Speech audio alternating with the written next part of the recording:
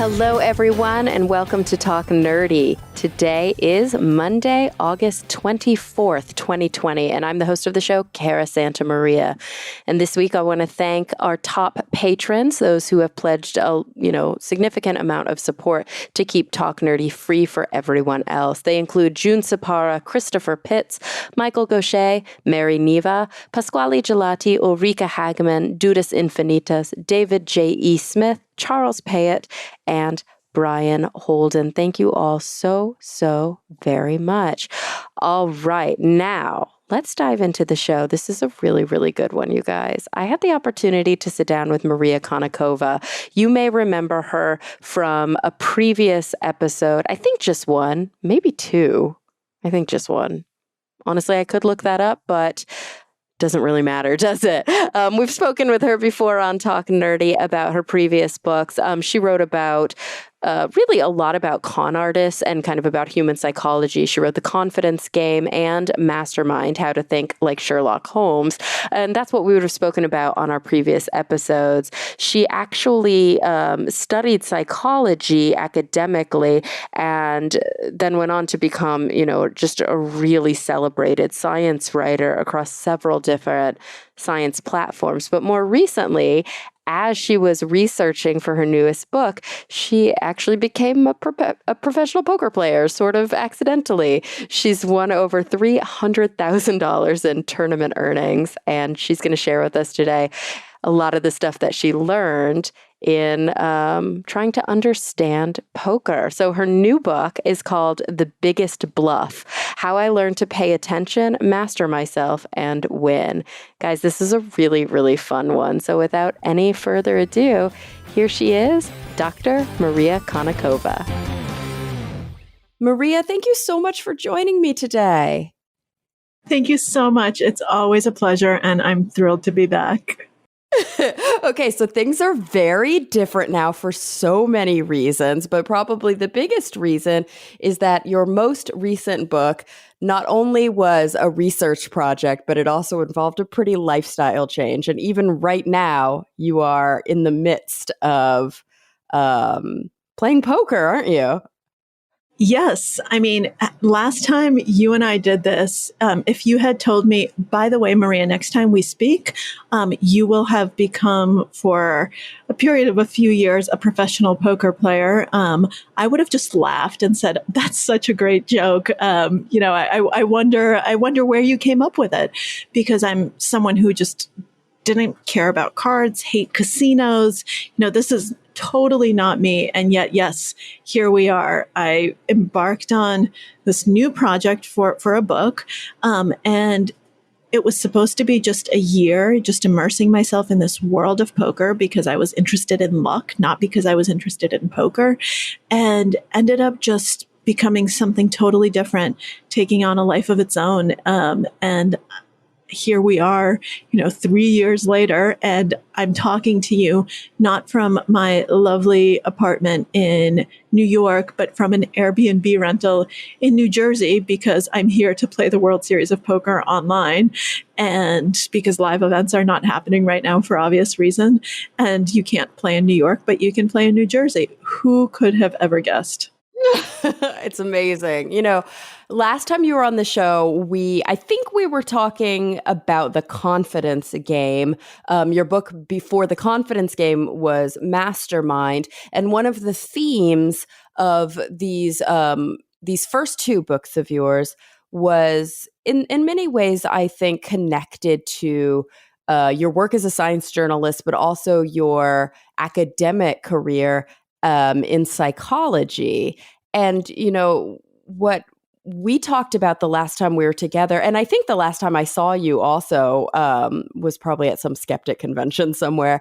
The big theme of what you were talking about was this idea of like the con, like people conning other people, what it means to be a con artist, and like what the psychology behind that is. I remember we talked quite a bit about Donald Trump before he won.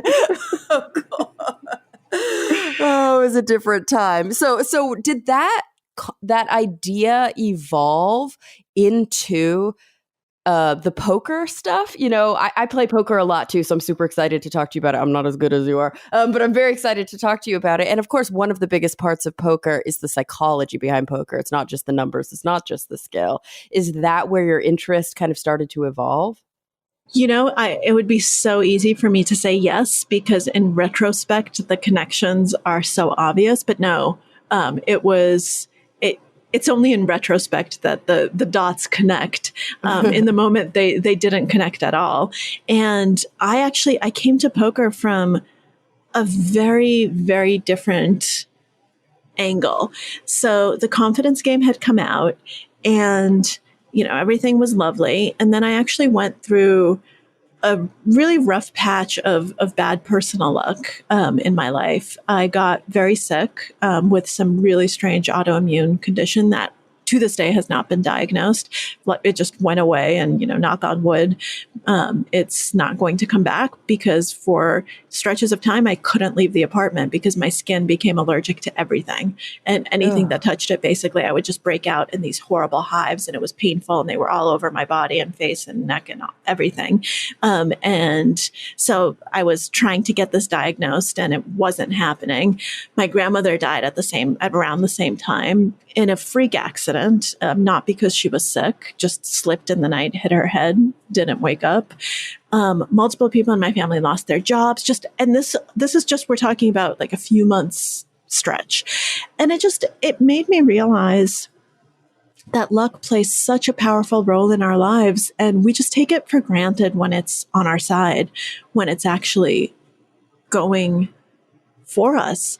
And then the only time when we really stop and acknowledge it is when it goes against us, when all of a sudden things don't go our way, when we lose that good luck. And I just became really obsessed with this idea. And, I was spending a lot of time at home. I had lots of time on my hands.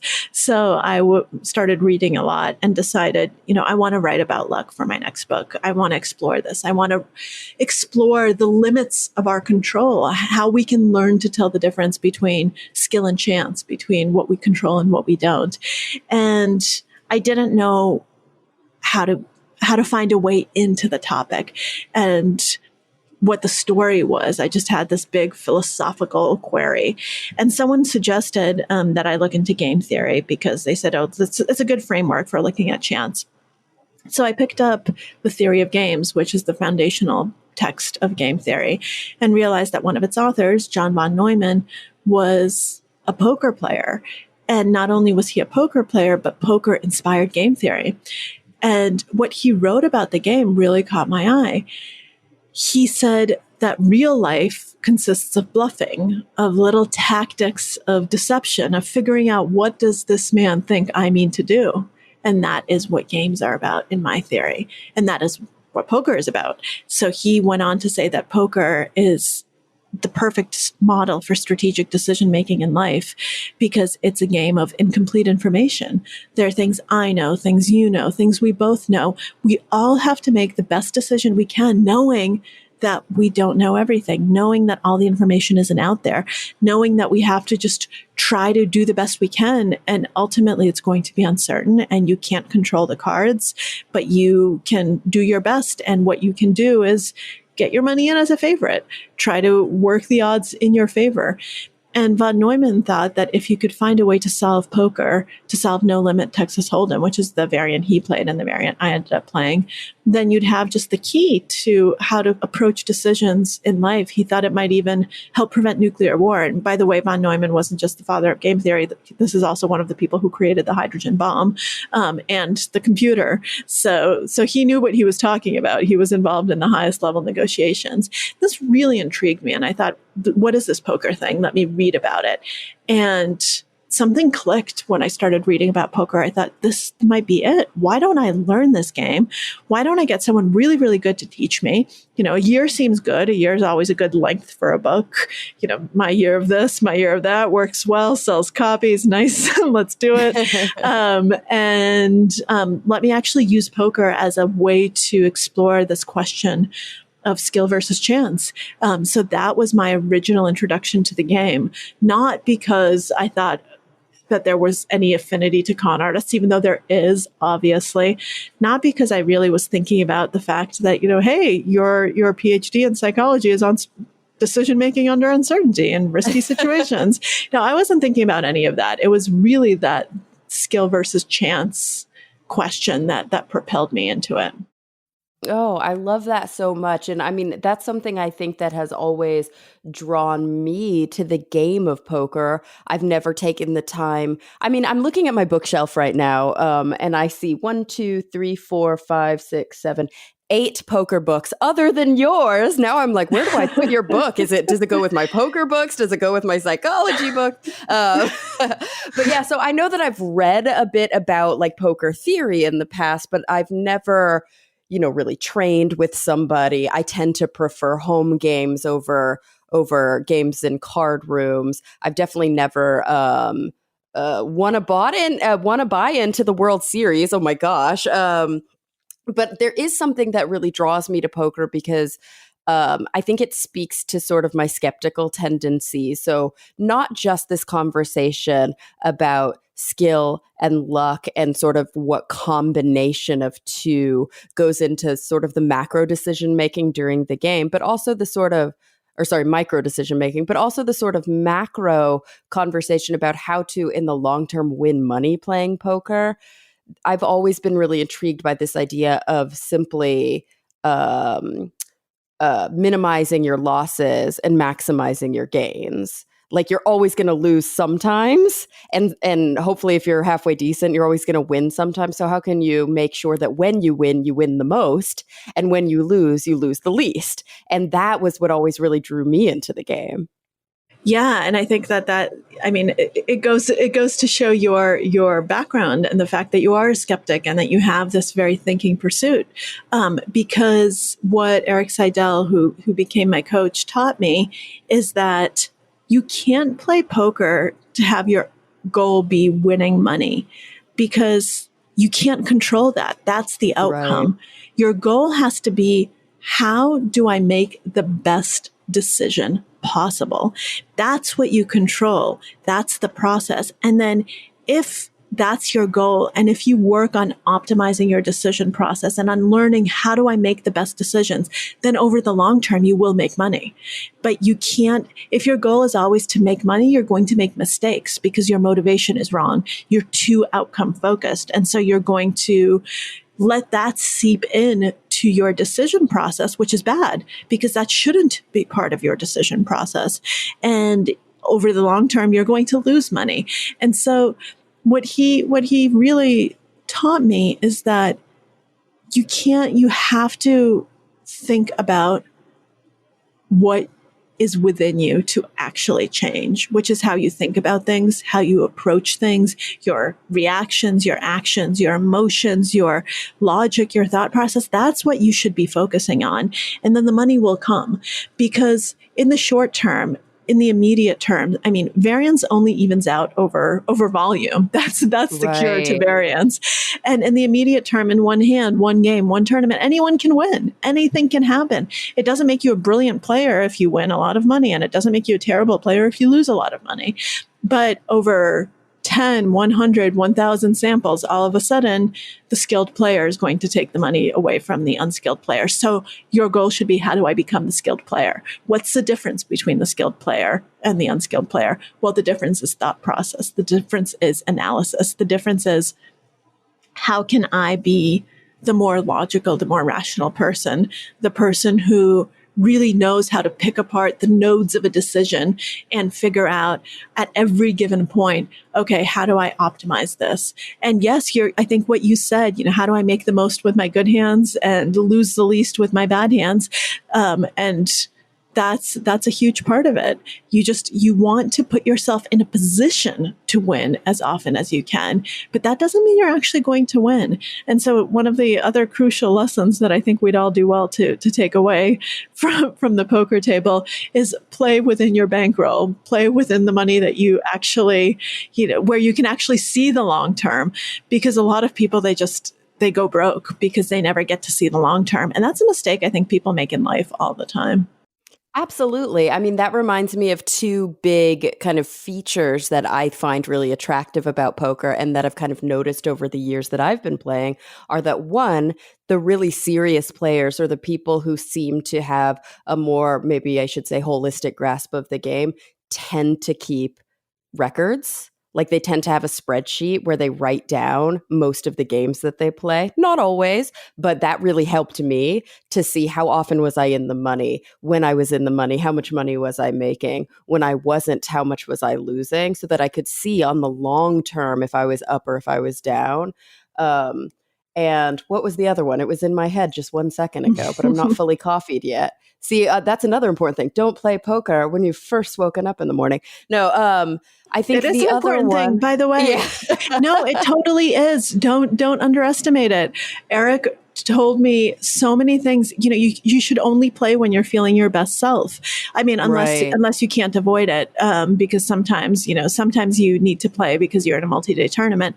But he said, never play off a plane. Never play when you're jet lagged. There's so many things that you need to take into account. So you joke about not being fully caffeinated. It's important. You want to. Right. One of the things about maximizing your edge is knowing yourself well enough to know how you're feeling. There's something that Eric always says, which is, we'll see how I'm feeling in the morning when I ask him if he's playing something. And he means it. He will forego huge events when he doesn't feel that he's 100%, because to him, it's just not worth it. And yes, keeping spreadsheets is so insanely important. You have to keep track of everything, because otherwise, how are you going to have an objective measure of what's Right. going on? It's so easy to be subjective about yourself. I went through a period when I was really not doing well and not cashing in any tournaments. So I took it up a level, and started tracking all of my hands. And started tracking all of my all-in confrontations so that I could actually calculate, where am I running with respect to variance? And this is obviously, I mean, it's still flawed, but it's better than nothing. And I was able to see, I'm actually losing more than 50% of flips. I'm on the bad side of variance right now. And that gave me confidence. That made me able to play better, because I thought, okay, it's not like I've suddenly regressed and I'm now playing horribly. It's that right now I'm just not winning in those spots at the correct quote unquote percentage, because there is no correct percentage. That percentage only matters over the long term. In the short term, the percentages don't care about you. They don't care whether you're running bad or running good. They only care about long term. Right. And as you were saying what you were saying, it reminded me of my other point, because you actually used the word, which was that I am a tournament player. I very much enjoy playing tournaments. Not only do I enjoy the additional, I think, strategy that's involved, it also goes back to an earlier point you made, which is like to only kind of play within your comfortable buy-in. And I find that in cash games, people sometimes tend to play much looser, and they tend to, some very smart poker players play cash games and clean up. But amongst friendly games, I find that cash games allow people to dig in a way that I'm not completely comfortable with, whereas tournaments require a different, the long game is different than the short game. Heads up is completely different than when you're sitting with 8 people at the table. And so there's a change in strategy as your hands become more valuable later in the game. And I find that really, really intriguing. Likewise. When I just started learning the game, I had a question posed to me, which I didn't even realize was a question, which was, are you going to play tournaments or cash?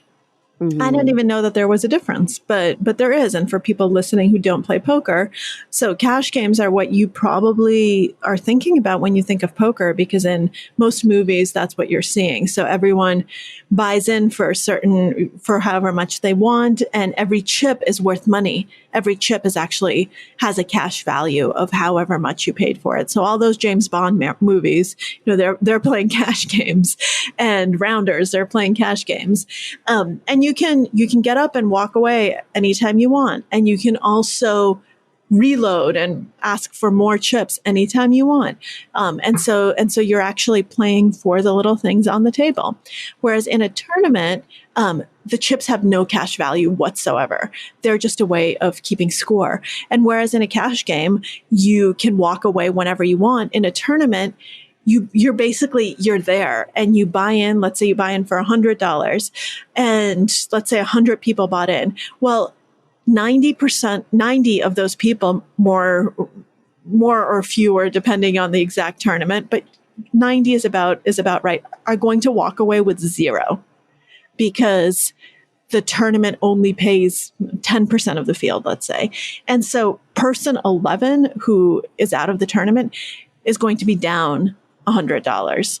And person 10 is going to win, let's say 110 or 120, whatever it is. And the higher you get, the more money you win. And so you have to last a lot longer, and it becomes a very different game. So those multi-day games, yes, when they're big tournaments, exactly. So the big tournament that, I guess this is kind of a spoiler alert for the book, but not really because it was in the news. The big tournament that I ended up winning was a 4-day tournament. So by the end, you're exhausted, and you've been playing for a very, very long time, and. Yeah, so it's a very different dynamic. So when I had to choose which one am I going to play, it became very clear right away that it was going to be tournaments because I was looking for an analogy for life. And tournament poker has a beginning, a middle, and an end. It has a dynamic. It has different parts. There are different strategies at different times. And you can't rebuy. And that is there are rebuy tournaments, but at some point there are no more rebuy. Yeah, usually it's in the earlier rounds or something, but there is a cutoff. Yeah. Exactly. And so that's actually a much truer model to life than a cash game, because in life you usually can't just rebuy or reload or walk away or do this or do that. And it's also, the dynamics, the human drama is much higher in a tournament because it does have this progression. In my book, I make the analogy that tournaments are like Shakespeare. Like the Shakespearean play, you're in Act 3 and half the cast is already dead. Whereas cash games are much more War and Peace. You're already read 2,000 pages of the damn thing and you still don't know what in the world is going to happen. I reveal some of my biases there, but so to me it was a no-brainer that I was going to be a tournament player, and I do love tournaments. I think it was absolutely the right call. I have since started playing cash as well because I think it teaches you a lot of things that you can use in tournaments. But in my heart, I will always be a tournament player. Yeah, there's so many components to, the analogies that you're talking about with life and with game theory. And also these sort of, I don't know, there's something to me that's slightly more responsible about regularly playing if you're going to be regularly playing poker. I had a weekly game with some friends. And so having a weekly tournament felt somewhat more responsible than having a weekly cash game, because then anybody who really does have an issue with gambling or anybody who really, I don't know, was having a harder week or whatever, I didn't feel as guilty. Like I didn't need to be concerned about either taking their money or putting my money on the table, because I knew you come to play with X dollars. That's your stake. That's it. Like you're not going to lose more than that. And there's kind of like a friendly comfort in that to me. Yeah, I actually think that there's a lot to that. And I do think that it's something that we do need to be aware of. I mean, I think that to me, it's very clear. And I think one of the main things that I try to stress over and over and make a case for in the book is that poker isn't actually gambling, that it is a game of skill. And I think there's very easy to prove that. I mean, you can win with the worst hand and you can lose with the best hand. That's it. so, And also, by the way, there's no house. Like they may take there's a no rake, house. So no, but there's no house. So that's there's the no biggest thing house. for me. You're playing against other people, You not the are, casino. and it is a skill game. Ultimately, it's unlike any other game in a casino. Everything else in a casino is gambling. Poker is not. Yeah. But that said, Agreed. I mean, there are people who don't approach it that way because they were never taught to play correctly. They're not people who are there for the process. They're people who are like, ooh, let's gamble. And you can, just like you can gamble on anything. You can gamble in any environment, and you can, of course, gamble at poker. And I do have, there is a part of my book where I go to Macau and confront kind of the really dark underbelly of the gambling world and really hate it. I mean, I hate Macau. But there is a dark side to it. There are people who have addictions, and poker can play into that. But I do think that we need to be aware of it and try to be responsible about it. And then, yes, I do think that tournaments are a little bit of a protective factor, because in a cash game, there's no bottom. You can theoretically buy in for more and more and more and more until you run out of money or run out of creditors. And in tournaments, well, I guess you can theoretically keep buying into new and new tournaments, but I think that your approach definitely makes sense to me. And this is very funny. I mean, going from addiction to saying what I'm about to say, but it's actually one of the reasons why I think that poker should be taught to children. I think that there are lots of reasons for it. One, it teaches you critical thinking skills. It teaches you to think probabilistically, it teaches you statistics in a way that nothing else does. And like I said, I have a psychology PhD. This is what I studied. No real world environment actually teaches you to think probabilistically the way that poker does, because poker forces you to sample these things correctly. So that is such a huge win if kids can actually understand, what 70% is, what 75% is, what it means to make decisions under uncertainty, what all of these elements mean. That's an insanely powerful thing. I also think that it teaches them self-control and emotional regulation and reading people and all sorts of things that are going to be so powerful later in life. So those are the skills it teaches them. But it also teaches them, if you're teaching poker to children, you get to set the parameters for how they learn. And so you get to show them the difference between process and outcome. If you get them to appreciate that, to appreciate the beauty of the game and to focus on the process, then they don't focus on the outcome. So for them, they can't see it as gambling, because they realize that it's not about that end result. It's about the thinking and the process. And so I think it will actually prevent a lot of problems later on in life, where people were never really taught poker, just walk into a casino and are like, let's sit down and gamble, which is where I think a lot of the problems arise. Oh my gosh, absolutely. I'm so reminded during the pandemic, I completely rewatched start to finish The Wire. And I'm reminded of when Mr. Przybylewski was teaching in the school, and like the kids were like not getting the math. And so he started teaching dice, and they started learning cards and things like that. And of course, cards and dice have always been a tool, usually at the college level, maybe not at like the middle school level, but they should be, to learn, probability and to learn statistics, but taking it to that extra level with poker, which is not just about the math, and it's not just about calculating odds, and it's not just about understanding whether or not, you're committed to a pot, or whether or not, counting your bet versus what's in the pot. But these bigger questions, like you said, about like emotional regulation, about not just keeping your cool under pressure, but not going on tilt and not becoming personally angry at somebody because they sucked out on you on the river, because they just happen to have a really good hand, not wanting to get in a fight with them. Because I've actually seen some pretty amazing interpersonal issues at a poker table before. I mean, that's like talk about a microcosm of life. You're so right. There's so many layers to it. Oh, for sure. For sure. I mean, I what you said really resonates with me, because I came to poker not really knowing what to expect. I mean, I knew it was going to teach me, some of the game theory stuff, right? That's what brought me to it. But I didn't realize that it was going to be like a therapy session on steroids, because you're under so much pressure and you have to think clearly for so long, and it gets emotional. And so all your issues come out at the poker table. All the shit you're carrying with you, it's going to come out at some point. It's going to erupt. And if you don't deal with it, it's going to affect how you play. And so it forces you to confront a lot of your issues, and it forces you to do so because in life, you can usually ignore it, even if you kind of know, but you don't really have to know because you never are forced to.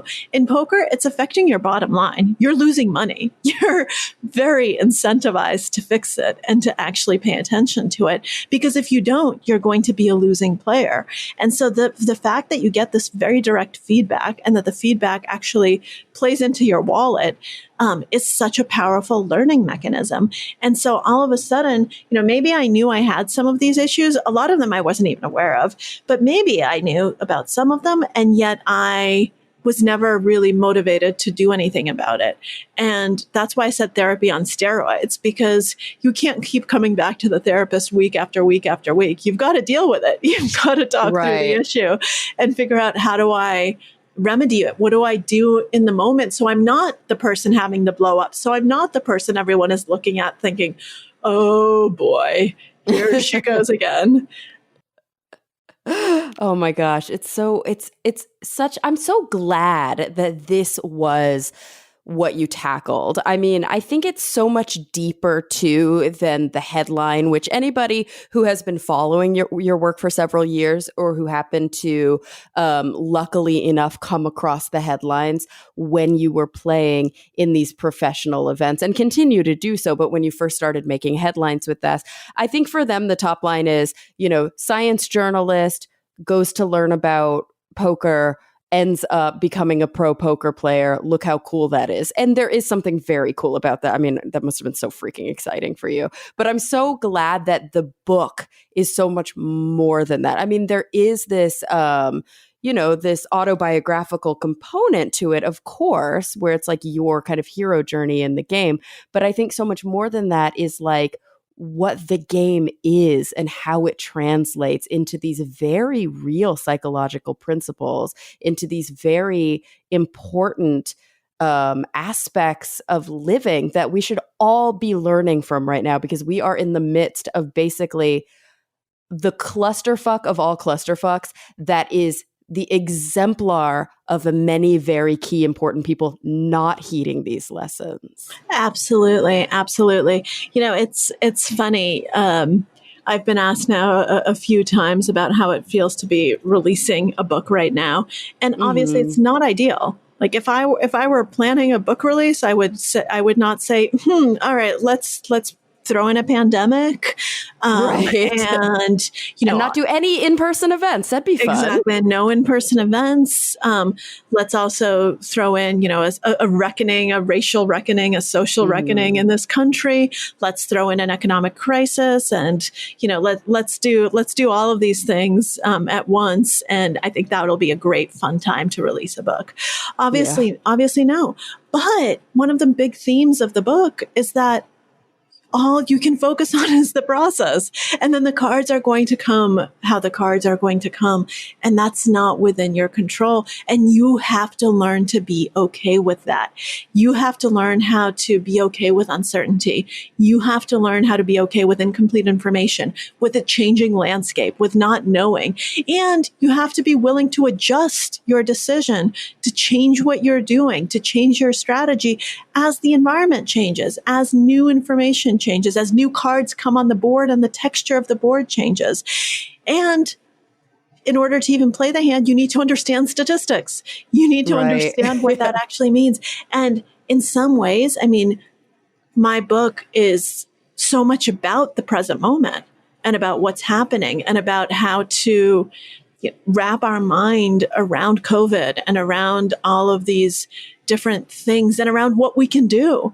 It helps you I think, regain agency and be okay with the fact. I mean, you can never truly be okay with it, but at least make your peace with the unknown and with the fact that there are all these forces that are so much bigger than us. And so what we can do is be good statisticians, understand what's going on, and make good individual choices, like wear a fucking mask. Sorry, I had to throw that in there. Yep. It's so true. And I think it resonates so much with me. I'm not sure if you know, because it's been a while since we last hung out, but I decided to go back to school 3 years. Actually, I'm about to start my 4th year in my PhD program. So I'm finally getting that psychology degree, but I'm studying clinical psych. So I'm working towards licensure at the end of this. And my sort of specialty or my orientation within clinical psych is existential humanistic psychotherapy. And so many of these themes that you're talking about resonate so deeply with me, these ideas of kind of like suffering and experiencing these deep existential issues in life that are universal, but many of us don't learn how to cope with I guess one of the things I often talk about is ambivalence, right? Like that things can be happening that are both good and bad, or things can be happening that are both exciting and frustrating, or whatever the case may be. It's complicated. There's gray area, there's nuance. And a big part of psychotherapy, but also I think a big part of learning how to navigate the world, and a big part of playing poker is that you have to be okay with the kind of ebb and flow and constant flux and the discomfort that comes along with that. And sort of, these are reasons that I'm very interested in meditation, and I'm very interested in mindfulness, because it's this giving in a way to allowing yourself to be bathed in your own experience or your own suffering and make meaning and sense of it, as opposed to fighting against it so much, which I think allows you to find real equanimity and real peace. And in some ways, I think makes you a better poker player. Yeah, absolutely. I think that there's this constant feedback loop between poker and life, because I think that you bring, so as a psychologist, I was able to bring a lot of tools to poker that made me a better poker player. But then playing poker actually, I think, made me a better person and made me better at life. And it's so funny because my first book, Mastermind, it was about Sherlock Holmes, but really it was about mindfulness back before mindfulness was a buzzword. I mean, that was the main theme of it, about kind of learning to be present and learning to be kind of in the moment. And it's so funny because I do yoga every morning and I meditate. But one of the most meditative things I've done is play poker. And it's so, I mean, it sounds so strange to say that, but I was actually able to find kind of some sense of zen at the poker table out of this very, very measured and very conscious attention that you have to exude if you're going to really take in everything and really immerse yourself in the game and in the experience. And I think that it's actually fed back in and made me able to pay attention and be more mindful, be more present in everyday life as well. And so it's this fascinating constant back and forth.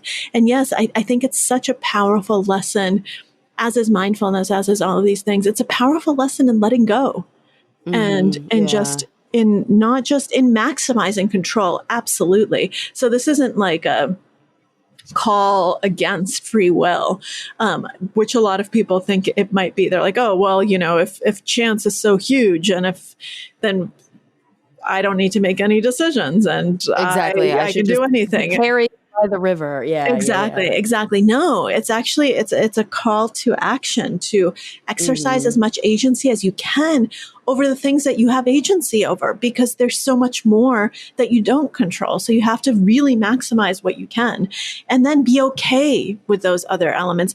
Making peace with the other elements doesn't mean stop making choices and give up your agency where you don't need to give up your agency. Those are two very different things. And I think they go hand in hand. You can become a bigger force for your own mind, for your own decisions, for your own self-control and emotional balance and all of these different things. All the while you acknowledge that, okay, there are these bigger forces that I can't do anything about, and that's okay. That doesn't actually mean that I don't matter. It doesn't mean that my Right. choices don't matter. These two things can coexist. Oh my gosh. It's so, I mean, as you're saying that, I'm just reminded of how much my mantra throughout, and it never was as a child or even I think as a mature adult, but as I've found myself more kind of deeply involved in reading psychology and philosophy literature, and also actually seeing patients and working with individuals. You know, my last placement for training was an not really inpatient, but a residential center for girls with like severe complex trauma. So a lot of these kids had like long unfortunate histories being victims of sexual assault and physical assault. And obviously they were struggling with a lack of agency during like these really formative years. And one of the themes that I went back to over and over with them, but also in my own life, is the serenity prayer, which is funny because I'm not religious. So I always take the God part out of it. Like I don't believe in God. But once you take the like God grant me thing off the top, it's exactly what we're talking about. It's about, you know, doing what you can within when you can do things, giving in or at least finding equanimity when you can't. But then the important thing, the part that a lot of people forget, is the wisdom to know the difference, which is so hard. So often in life, we want to swim upstream when it's not that efficient to do so. And we refuse to let the stream carry us when it's the direction we want to go anyway. And finding that balance, that is a poker tournament right there. But it also is soup to nuts what it is to be alive. Absolutely. Absolutely. It's such an important lesson. And yes, being able to tell the difference. And that's why poker is such a beautiful teaching tool, because it takes away a lot of the noise in life. Right. It's really difficult to learn a lot of these things because you can always, blame something for bad things, and you can always take credit for good things. And you don't actually ever have to really learn to spot the difference because there's enough noise. There's enough other stuff that there's always something else. Poker is a game. It's simplified, which is wonderful. Some people say, oh, it can't be a good metaphor for life because it's just a game. No, it's actually a complicated game, but yeah. It's a complicated game. But it's also, it's a game. And so there are rules, and you are in a closed environment. And so you can actually figure out, okay, what am I controlling? All right, well, what don't I control? Here's what I don't control. The cards that I'm dealt at the beginning, I didn't control. Neither did anyone else at the table. And I don't control any of their cards, and neither did they. So if they say, if I just got dealt kings and someone else got dealt aces and I don't know about that, that's nobody's fault. That's just how the cards, that was just random chance. And I can't blame them for it, and I can't blame myself. And that was something I couldn't control. I can't control the next cards that are coming out, right? What the flop is, or the turn, or the river. For people who don't play poker, those are just the community cards, the face-up cards. So I can't control that. Okay, well, then what can I control? Well, I can control what I choose to do. I can control my actions. How do I play these cards? What strategy do I use? And there are lots of things within that I can control. I can control what I'm paying attention to. What information am I actually taking in and using to make my decisions? What am I looking at? Who am I looking at? What am I noticing? What am I discounting? These are things I control. I control my emotions. I control how I react to certain things. I control how I react to certain people, or to certain things happening, or to certain cards coming out. That's what I'm controlling. The cards, that's the external stuff that I don't control. Now, let me take this away from the poker table. Let me try to figure out the analogs. Let me try to figure out, how do I find that stuff in real life? I think there's a real Stoic philosopher aspect to poker, and learning to identify the things that we do control, learning to identify the things that are within us to change, and then the rest of it dismissing and realizing, okay, that's not something I have anything to do with. So I think there's a lot of Stoicism in there, and I think that that's a really powerful way of making better decisions and just leading a better life. Because you also, I think this is something that you were also saying, that mental framing is so important. What do you choose to highlight? What do you choose not to focus on? I think poker can make you much more emotionally resilient, much more able to cope with bad beats that life throws at you, with the stuff that goes against you that you had nothing to do with. I think poker gives you the tools to reframe it, to move on, and to figure out, how do I grow from that? How do I learn from the failure to become a better decision maker and to put myself in a position to get lucky the next time? Right. Like there are those experiences, and I've been trying not to use too much like insider lingo, even though I want to like dive into all these like specific examples. But I feel like 1 hour podcast is maybe not enough time to learn the entire lexicon of poker. But one thing that can happen at the poker table is that somebody will suck out on you, like on the river card. So it basically means their odds of winning were way lower than yours. So you've been betting appropriately. You feel like you are in a much stronger position to win. And then they pull out, let's say, the one card they would need to beat you, which is like statistically improbable, but it happens. And so when that happens, what I love about like a good suck out is that you're allowed to experience it. People stand up and they go, and everybody in the room, if you're playing in a public forum, or even if you're playing in a small home game, is like laughing or like screaming, oh my God. And there's all this emotional kind of experience around it. And then you get past it, and then you move on and you play the next hand, and you try not to play on tilt, which means you try not to make stupid decisions because you're like emotionally still kind of distraught. And I like that because, like you mentioned, it's about developing that kind of resilience, but it's also about allowing yourself to feel and allowing yourself to feel passionate when it kind of is emotionally and psychologically important to you.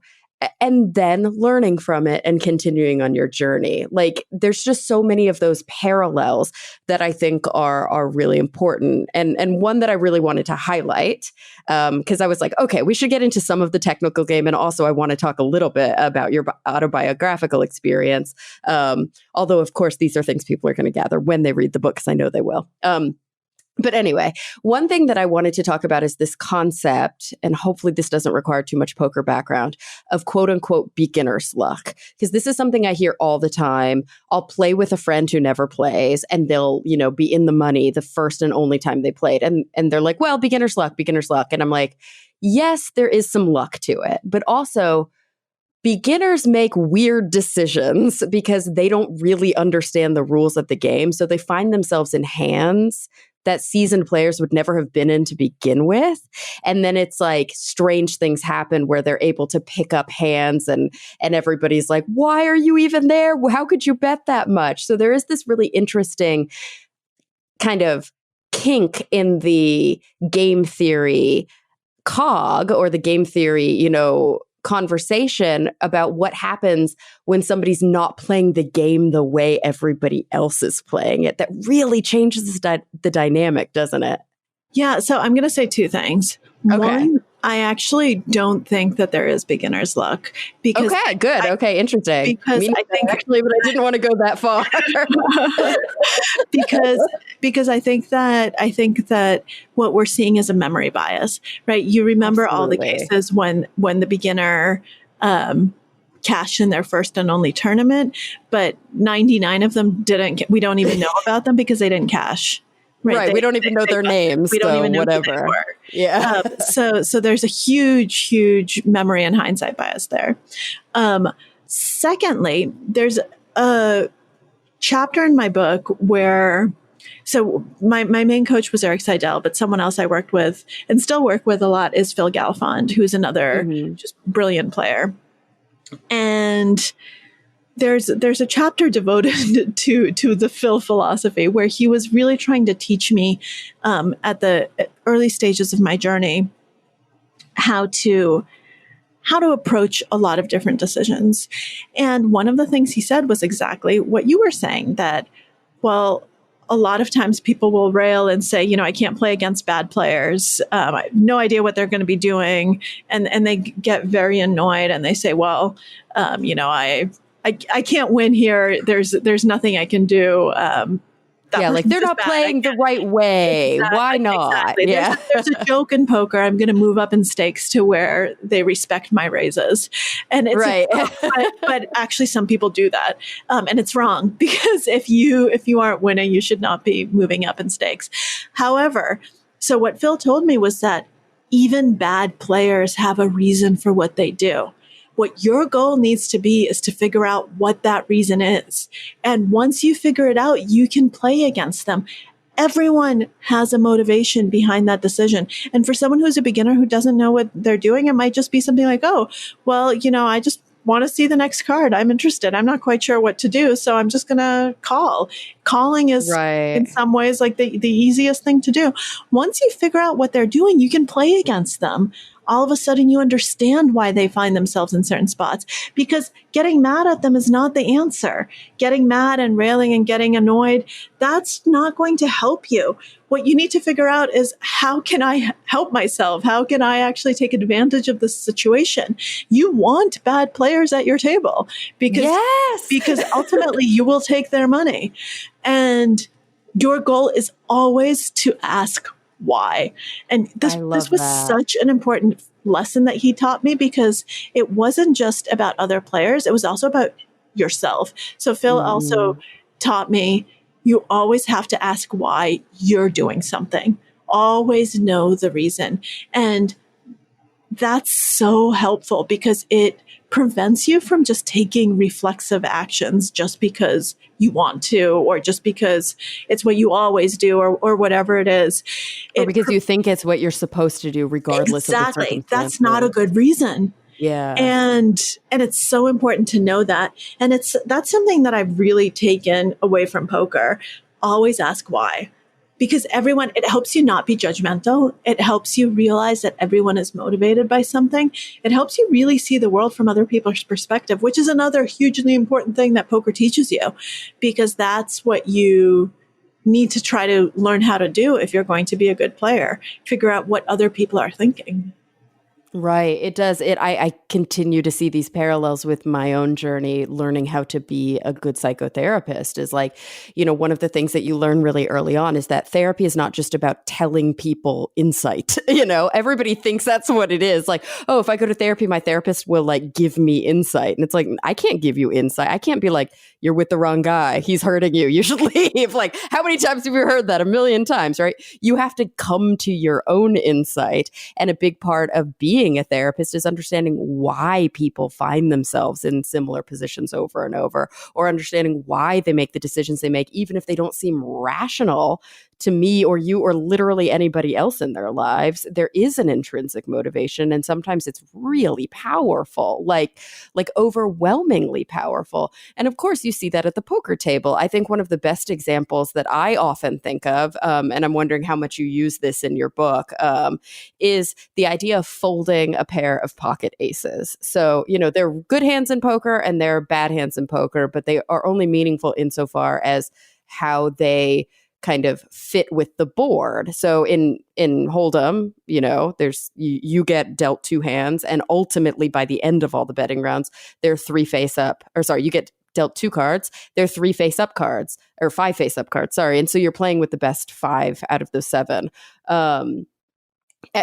Pocket aces, right, undeniably is the best hand in poker. Like, you have the best odds with it, but it doesn't mean it holds. Like, we talk about cracking aces all the time. Yeah, so pocket aces is the best hand pre-flop. So you have to understand that the value of your hand is only as good as the environment. So absent any other information, pocket aces is by far the best hand. However, as more cards come out, the information changes. And what you need to realize is that, first of all, even pocket aces, if you're against one player, they're only about 75% give or take to win. Mm-hmm. As the pot becomes more multi-way, which means as more people are in it, even pre-flop, your odds go down. With 3 people, with 4 people, all of a sudden you can be as low as 60%, because now you're no longer against 2 cards. You're now against 6, 8, whatever cards. Little free strategy advice. This is why you do not limp pocket aces. A lot of people love to trap with them. Do not do that. You do not want a multi-way pot. Anyway, that's for the poker players out there. Yeah, get people out. Get people out. But as the environment changes, you need to realize that they are just two cards. And it's so easy to make the mistake of holding on to your pocket aces and thinking, well, but I have pocket aces, and being unable to fold. And the art of the fold, being able to find those folds, that's what makes great players. It's the situations where you know that you're probably beat and that you're willing to let go of any two cards.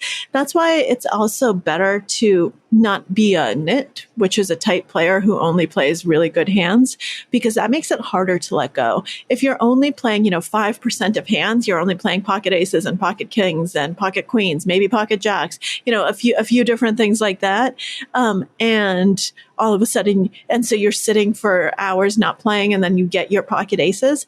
Then you don't want to fold because you're like, well, I finally have a good hand. I want to get paid. You're not going to get paid. That's why it's actually beneficial to learn that there are different types of hands that you can play, and that playing more of them can be a huge advantage, because that way you realize, it's just a pair. A pair is just a pair. And you know what beats a pair? A set beats a pair. Do you know what else beats it? A straight. Do you know what else beats it? A full house. Do you know what else beats it? Two pair. There's so many things beat a pair. And so you need to be conscious of the environment, and you need to be willing to take feedback from the environment, even if it's feedback you don't want to listen to. By the way, this has nothing to do with poker now. And you need to be willing to realize that even if you've already invested money in the pot and you put in a ton of money pre-flop because you had pocket aces, sunk cost fallacy, you will never get that money back. So do not put good money after bad. People make this mistake in investing all the time, where they say they're pot committed. Exactly. Yeah. People make this mistake in relationships all the time, and they say, oh, well, I've already been with this person for 2 years. Might as well move in together, even though I'm miserable because I've already put in that amount of time. The sunk cost fallacy is really, really bad. And we do it all the time. And it's something that you really need to get out of your system and realize that it doesn't matter how much money, how much time, how much energy. It doesn't matter what you've done in the past, because you can't change that. This brings it full circle to what we've been talking about this whole time. What can you control right now? What you do now, and the actions that you take going forward. You can no longer control what you already did. That's past. So at least try to make the best decision now with the information you have. Right. And that's what resiliency is. It's about learning from all those things that happened and moving forward, armed with new knowledge and a new ability to kind of ebb with that. And I mean, this conversation about the sunk cost fallacy, about being able to fold your aces, it's so important for two reasons. Like you said, A, it's about, you don't want to be a nit. You don't want to be one of these people who you play super tight, but you only play really good hands, because sometimes you'll wake up with aces and then they'll get cracked and you can't fold them because it's just too psychologically difficult for you. But on the flip side of that, people will always fold to you. And that's something that's so important as well. That kind of decision making for yourself affects your own, outcomes in life, but it also affects how other people approach you. And so if you're somebody who cannot fold your aces, or if you're somebody who only ever bets when you have a good hand, people are going to get quick to that. And then they're going to manipulate you and take advantage of you. And all of a sudden, now you're seeing how it goes both ways. Absolutely. Absolutely. And that's what is so important to remember. Nothing in life or in poker is one way. It's all interactive. People, just like you're reacting to people, people are reacting to you. You have to be aware, not just what information you're taking in, but what information you're giving off. What's your image? How do people see you? How are they adjusting to you? And where are they wrong? How can you actually take advantage of it? How can you use it to your benefit? And it's so easy to forget and to remain egocentric and to forget that, how you see yourself isn't how other people see you. And how you see other people isn't how they see themselves. Try to figure out what all of those disconnects are. That's what's going to make you better at life and at poker, of course.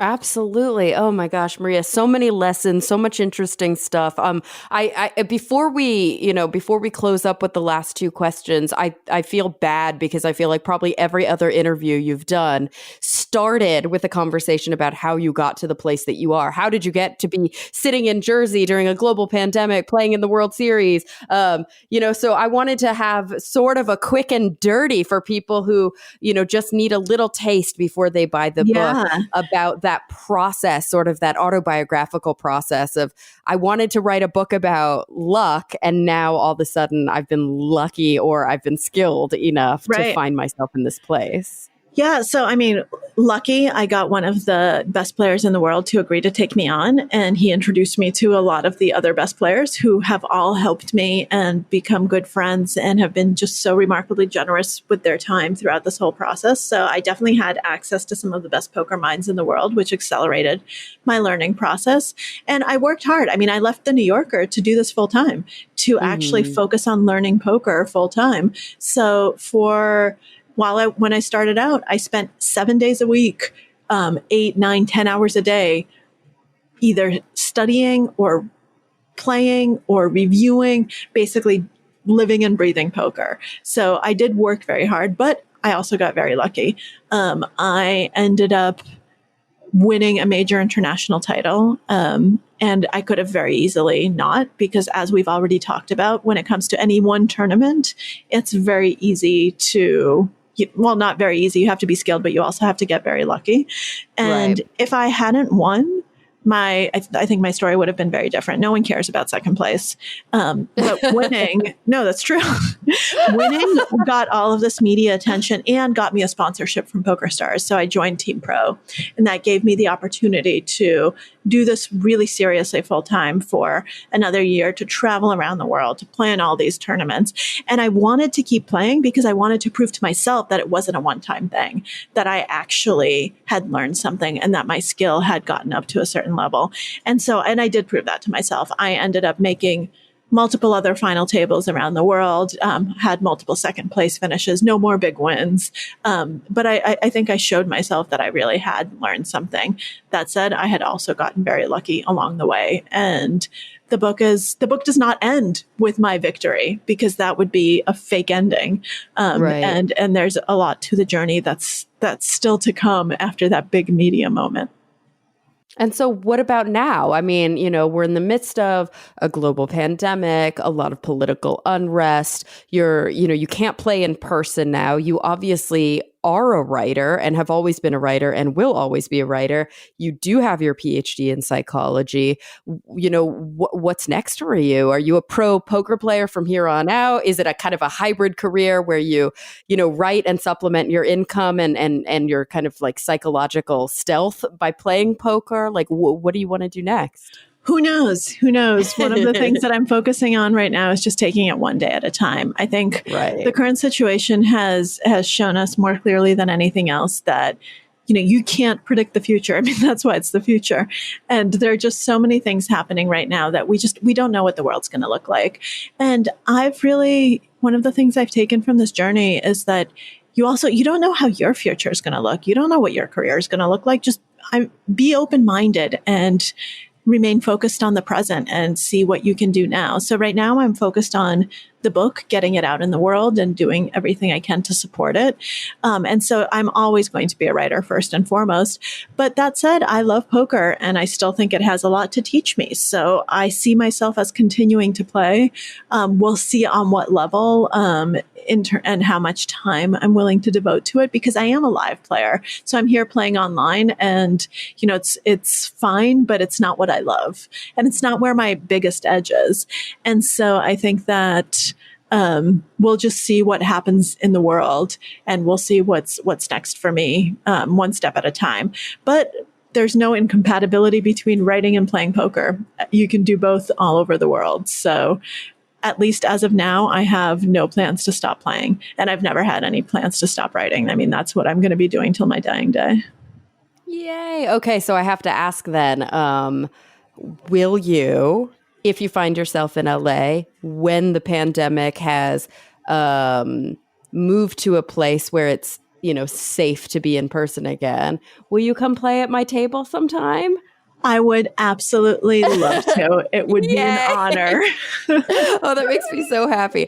Okay, so Maria, before we go, I close my podcast. You probably forgot this because it's been so long, but I close each episode by asking my guests the same two questions. I should dig up your old episode and compare your answers after the fact. But hey, it'll all be hindsight bias because I don't know what you said. I can't remember. So we can't prime ourselves with that. So big picture questions, and they're about the future, right? Which is hard because we're taking it one day at a time. But when you look to the future in whatever context is relevant to you right now in your life, number one, what is the thing you're most concerned about, most worried, maybe pessimistic, maybe even cynical about? What's keeping you up the most at night? Oh, and my on the God. flip side, right? What are you excited and optimistic and looking forward to? I mean, everything is keeping me up at night right now. Honestly, it's, Right, I know, it's so it's like the hard to worst sleep. It's so hard to sleep. I mean, obviously, humanity is keeping me up at night.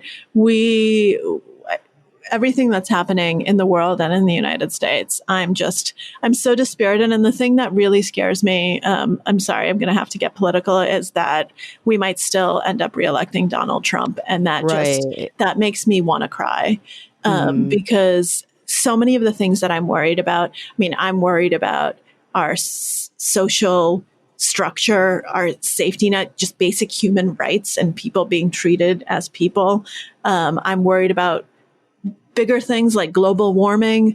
And all of these things are being undermined by the current idiot in chief that we have. Yep. And he's bringing out the worst in so many people. And I think that really scares me. And the fact that we might be facing a second term, I don't know if our democracy will survive and how. I don't know what the future will look like. And that's just really, it makes me want to cry right now. And I think that there's a very good chance of it. And anyone who says he's never going to win re-election, I think doesn't know what they're talking about. We all said the same thing at the beginning. Exactly. We've got to stop being so naive about this. Exactly. One of the things that The Confidence Game, my book about con artists, taught me is that don't believe what you want to believe. Because that's how you get conned.